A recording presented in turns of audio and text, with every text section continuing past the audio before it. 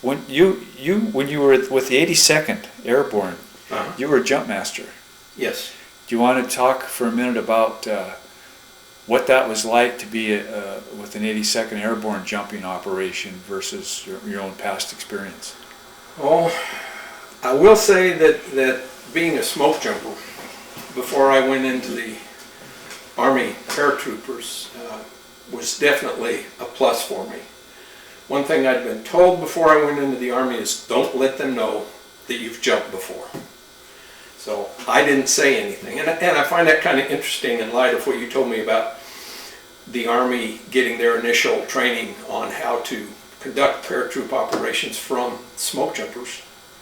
But I kept my mouth closed and went through training with no problems. It was actually quite different from what I was used to in smoke jumpers, because we didn't get to stand in the door and go out in 1 or 2 man sticks. You go out in a 40 or 60 man stick, and the air would be full of parachutes. But other than that, the fact that going out as a paratrooper was a little bit different in that you didn't have a protective suit. So anything you come in contact with in the ground could very easily do damage to you. And it wasn't all that infrequent that we'd have to have somebody taken off in an ambulance because they'd land on a rock that'd tear up a leg or something like that. And I do remember one jump we shouldn't have done, but there were dignitaries that had to see the Airborne in action. They put us out, and about the last 15, 20 feet before we hit the ground was blowing sand. So, you know, it was very, very windy. And my hand was up on the cape well as soon as I hit the ground, trying to release that sucker so my canopy would collapse.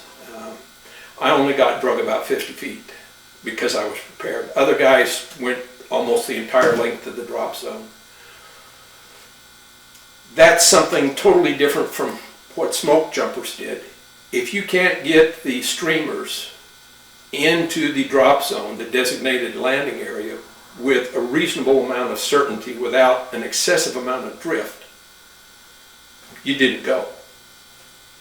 But if there was a VIP drop, they would give the wind meter to somebody of higher rank, would find a place he could stand or sit inside the pickup to make sure that the wind wasn't too high to go. This is the Airborne people. This is the Airborne people would do that. And then what about the time it took to get loaded and that sort of thing? Oh, the time it took. As a smoke jumper, the whistle or the buzzer goes off, you grab your gear,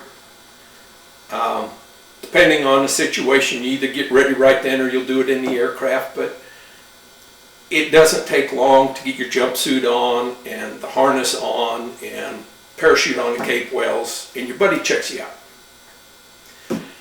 And you're ready to go. In the Army, basically 2 guys, the jump master and the assistant jump master, check out the entire C-130, 141, or whatever aircraft you're jumping. The 30, 40, 50 guys get checked out by these 2 people. And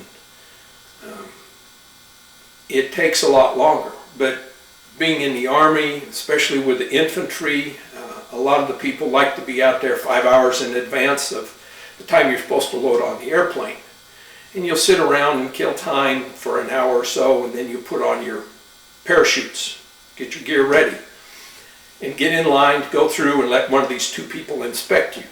When they're done, they'll sit you down, and you sit there for another 2 or 3 hours until it's time to load on the airplane.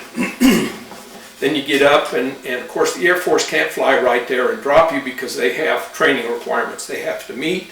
So they will fly their route for about 45 minutes or an hour and then drop you out. A whole lot different from what we did as smoke jumpers. Normally the first, 4 guys, I guess, would have their gear on when we loaded up like on a Twin Otter, and the other guys would have their gear with them ready to put on if you'd find a fire This is when we went on patrols. If you found a fire that was big enough it needed more than 4. You almost never saw anything like that. I only saw that one time in the Army.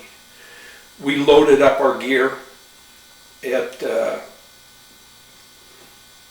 Texas, Fort Bliss. Fort Bliss, Texas. And we're going to drop in back at Fort Bragg. And this is that VIP drop I was telling you about. Somewhere around probably Kansas, they had to start putting our gear on. And then the jump master and assistant came around and inspected everybody in place. That jump, by the way, we had frontline ambulances. They were all full. The buses that were supposed to be there to take people back to the base had the walking wounded load on, and the rest of us that didn't get hurt, they found deuce and halves or other things to get us back to post. But they had a lot of hurt people there. And with smoke jumpers, they're more concerned about the welfare of the people than putting on a show. Now, with that in mind, what happened to you down in New Mexico? We had this fire we went on, and they were dropping us out of a... And this is with the smoke jumpers? Yes, this is with the smoke jumpers down in New Mexico. This one fire, our drop zone was the top of the mountain. And they were putting us out, I believe it was to the east of the fire, and telling us to go with the wind until we had the drop zone made and then turn into it and let us settle down. Well, the spotter put the first guy out a little bit late, and I was number 2 on a 2-man stick. So by the time I get out there, I'm way over this valley here, wondering what's going on and if I can ever make the mountain, let alone the top of it. Well, we both hang there for a while, and it doesn't seem like we're going anywhere except possibly up. But finally the other guy starts to settle down towards the mountain, and I'm trying to hold there and go towards there. And the next thing that I know, I'm getting a view of an airplane that almost no smoke jumper gets to get. And that is, he's coming down below me because I'm in some kind of a thermal that's got me going up. And I watch him put out 2 more jumpers. And they get down to the ground before I'm coming down to the ground. And I'm finally coming down. And I had basically 3 choices here.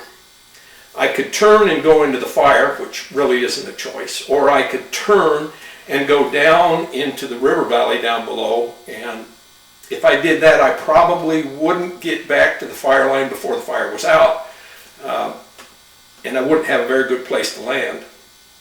And the third one is to continue to hold for the hilltop that I'll never make it to, because as well as going up, I'm being moved farther away from the spot. I end up coming down, and I look, and there's just a rock slide all across this slope. I don't see any place that looks safe to land. And then it looks like there's this finger jutting out of the rock slide, and sure enough, it is. And there's a little tree on it. I say, maybe I can get there. I get down closer, and I see a downfall that's decomposed, so it looks like it might be kind of soft. I said, that'll be perfect. I want to go there, really want to go there. You know? So I'm holding into it, and it was a perfect shot. My feet touched down exactly where I wanted them to be. I can't do that, but they did this time. It's probably because it really wasn't that a great place to go. I hit that soft ground, and the next thing I knew, I was doing a 2.5 back somersault, and I landed in the middle of the rock slide. I didn't know if I was alive, dead, anything else. I start checking mentally if I've got all the pieces and parts there, and I hear the voices from above. Hey Joe, are you alive? You okay? When I can finally get myself around to answering them, I'm just laying there, and I holler out, yeah, I'm okay. And they said, then get your ass up here. There's no consideration.